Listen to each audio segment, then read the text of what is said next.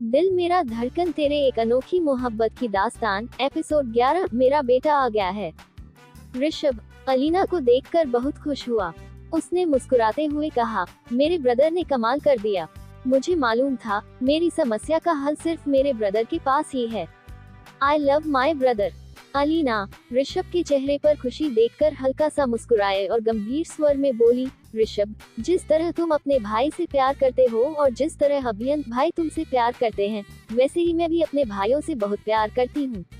मैं अभियंत ब्रदर के साथ नहीं आना चाहती थी, लेकिन उन्होंने मुझे बेहोश करके यहाँ लाया। ऋषभ थोड़ा चौंका, क्या? उन्होंने ऐसा क्यों किया? अलीना ने गहरी सांस ली, क्योंकि मैंने उन्हें साफ कह दिया था कि जब तक मेरे चारों भाई इस शादी में शामिल नहीं होंगे, मैं शादी नहीं करूंगी।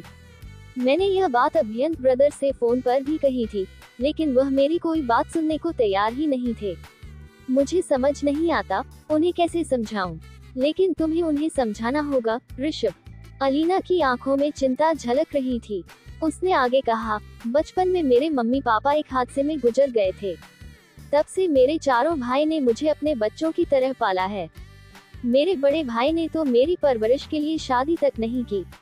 मेरे भाई ही मेरे माँ बाप, भाई और परिवार सब कुछ हैं।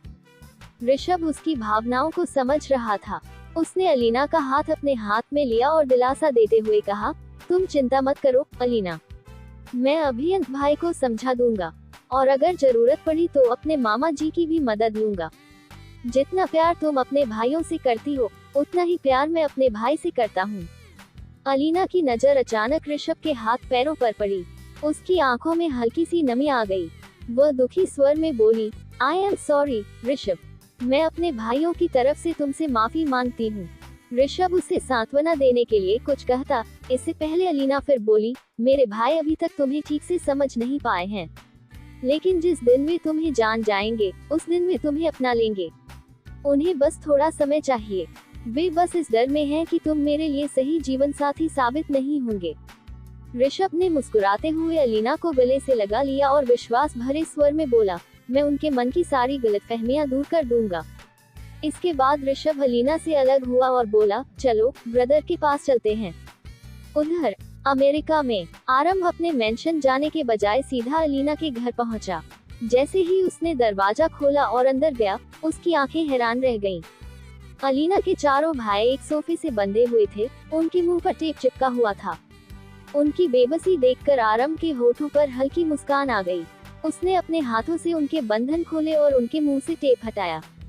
जैसे ही वे आजाद हुए, उन्होंने आरंभ को देखा और गलती से उसे अभियंत समझ लिया। वे तुरंत उस पर हमला करने के लिए बढ़े, लेकिन आरंभ की शक्तियों ने उन्हें ऐसा करने से रोक दिया। उनके हाथ हवा में ही ठहर गए। आरंभ ने गंभीर स्वर में कहा, मैं वह नहीं हूँ जो तुम समझ रहे हो। मैं उस लड़के का पिता हूँ जिसने तुम्हें बांध कर रखा और तुम्हारी बहन को यहाँ से ले गया। चारों भाई एकदम स्तब्ध रह गए। आरंभ आगे बोला, देखो, मैं जानता हूँ कि अभियंत ने गलत किया, लेकिन मैं तुम्हें सिर्फ ये समझाना चाहता हूँ कि जिससे तुम्हारी बहन प्यार करती है, वह मेरा भांजा है, ऋषभ भारद्वाज। और मैं आरंभ डिसूजा हूँ। अलीना के बड़े भाई जैक्सन कुछ सोचते हुए बोले, आप आकृति इंडस्ट्रीज के मालिक हैं ना? आरंभ ने सिर हिलाया, हाँ, और ऋषभ सिर्फ एक अच्छा इंसान ही नहीं, बल्कि मेरी फैमिली का हिस्सा है। इतने में आरंभ ने अपनी उंगली उठाई। उसकी उंगली से नीली चमकदार रोशनी निकली और उन चारों भाइयों के शरीर में समा गई। जैसे ही रोशनी उनके भीतर गई, वे अजीब सा महसूस करने लगे। अचानक उनके हवा में रुके हाथ नीचे आ गए। अब उनके मन में ऋषभ के लिए जो भी गलतफहमियां थी, वे मिट चुकी थी। वे एक दूसरे की ओर देखते हुए बोले, अगर हमारी बहन ऋषभ से प्यार करती है, तो हम इस शादी के लिए तैयार हैं। फिर उनमें से एक भाई बोला, पर सर, हमारी बहन कहाँ है? आरंभ हल्का सा मुस्कुराया और जवाब दिया, तुम्हारी बहन मेरी बेटियों के साथ इंडिया गई हुई है। बहुत जल्द वह आ जाएगी। आरंभ ने उनके सामने पूरी सच्चाई नहीं रखी, बल्कि बस इतना बताया जितना जरूरी था। अलीना के भाई अब यह भी भूल चुके थे कि अभियंत ने उन्हें बंधक बनाकर अलीना को जबरदस्ती ले गया था। घर से बाहर निकलते ही आरंभ ने गहरी सांस ली और खुद से कहा, अगर इन दोनों भाइयों ने पहले ही मुझसे यह बात बता दी होती, तो अलीना को जबरदस्ती ले जाने की कोई जरूरत ही नहीं पड़ती। वह कार के पास आया, दरवाजा खोला और गाड़ी में बैठते हुए सोचने लगा, बहुत जल्द अभियंत को उसकी असली शक्तियाँ मिल जाएंगी, लेकिन मुझे नहीं पता कब, और न जाने क्यों मैं अभियंत का भविष्य नहीं देख पा रहा हूँ। उसने आसमान की ओर देखते हुए मन ही मन कहा, भोलेनाथ, मेरी बस यही प्रार्थना है कि मेरे बेटे के लिए आने वाला कल अच्छा हो, उसका भविष्य उज्जवल हो। इतना सोचकर आरंभ ने कार स्टार्ट की और अपने मेंशन की ओर रवाना हो गया। अब वह संतुष्ट था कि उसने ऋषभ की सबसे बड़ी परेशानी हल कर दी है। अलीना के भाइयों के मन में अब ऋषभ के लिए कोई शंका नहीं थी, और अब ऋषभ को अपने प्यार के लिए किसी से डरने की जरूरत नहीं थी। इंडिया के एक अनजाने रहस्यमयी गांव में शाम के 7 बज चुके थे। आसमान में चंद्रमा अपनी हल्की रोशनी बिखेर रहा था, लेकिन ये गांव गहरे अंधेरे की चादर में लिपटा हुआ था। यहाँ घने वृक्षों का ऐसा जाल था कि दिन में भी सूरज की किरणें जमीन तक नहीं पहुँच पाती थी। इस गांव में रोशनी जलाने की मनाही थी, जैसे यहाँ के लोगों ने अंधेरे से ही दोस्ती कर ली हो। लेकिन आज इस घने अंधकार के बीच एक डरावनी हलचल थी। गांव के बीचों बीच एक पुरानी टूटी फूटी हवेली के बाहर एक भयानक औरत नाच रही थी। उसकी उम्र 90 साल के करीब थी, लेकिन उसकी हलचल में किसी जवान की शक्ति थी। लंबे, घने, उलझे हुए काले बाल उसकी पीठ पर लहरा रहे थे, जैसे अंधेरे से निकली कोई छाया हो।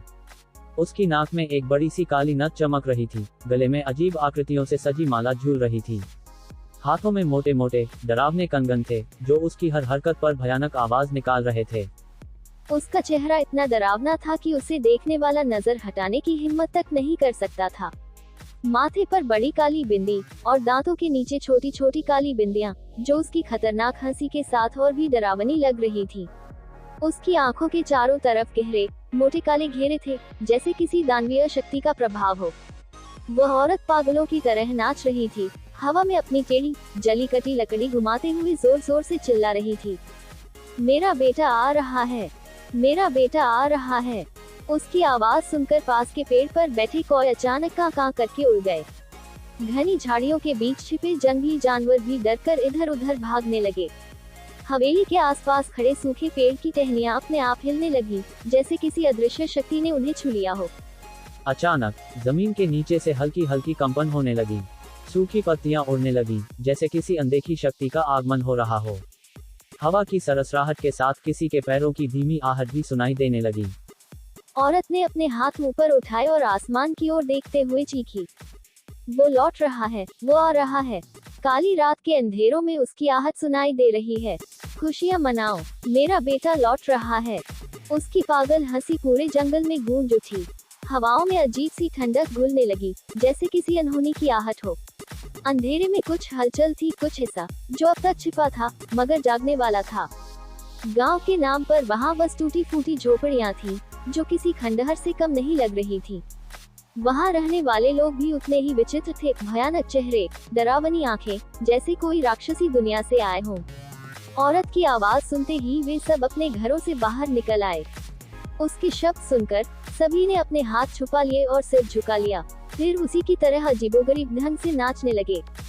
एक साथ गूंजती आवाज में वे चिल्लाने लगे, हमारा राजा आ रहा है, हमारा राजा आ रहा है। उनकी आवाज इतनी डरावनी थी कि कोई आम इंसान सुन ले तो कांप उठे। काली, भयावह रात में उनके हाथों में जलती हुई विचित्र लालटेनें थीं, जो हल्की हल्की रोशनी फैला रही थीं। चारों ओर अजीब पंछी उड़ रहे थे, जो सामान्य नहीं लग रहे थे। उनकी परछाइयां भी डरावनी थी, जैसे वे कोई अशुभ संकेत दे रही हों। इस गांव का रहस्य क्या है? ये लोग कौन हैं और उनका राजा कौन है, जिसके आने की खुशी में वे इस तरह पागल हो रहे हैं? और वह औरत, वह किसका इंतजार कर रही है? जानने के लिए देखिए दिल मेरा धड़कन तेरे मोहब्बत की एक अनोखी दास्तान सीजन 2 सिर्फ YouTube पर। अगले एपिसोड का इंतजार करें।